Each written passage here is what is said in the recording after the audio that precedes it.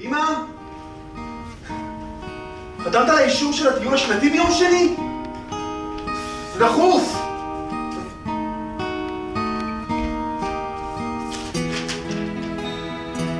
צו עיקול חשבון בנק.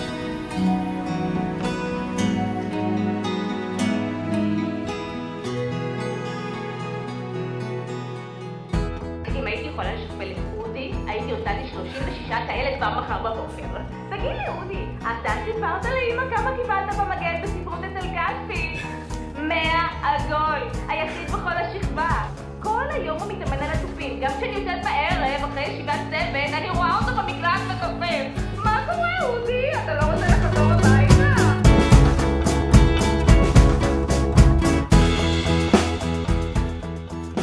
מה את עושה? מה את שורפת שם? אמא, זה המדים שלי של הצופים! מה את עושה? אמא, זה לא כת השטן, זה מדים של הצופים. הנה תראי, כולם לובשים את המדים האלה. אכפת לי. מה המלאכים הדפוקים שלך אומרים לך לעשות? אולי שיגידו לך לשלם את החשבונות? אולי שיגידו לך למצוא עבודה? לטפל בילדים שלך?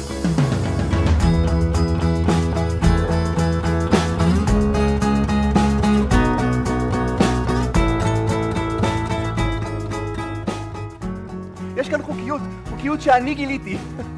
ילדים, אנחנו עומדים להיות עשירים. מה זה עשירים? אנחנו עומדים להיות מיליונרים.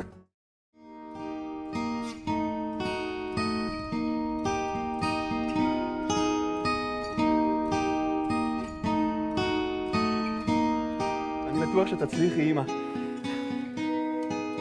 אני בטוח שאת תהיי בסדר. שאנחנו נהיה בסדר, שהכל יהיה בסדר.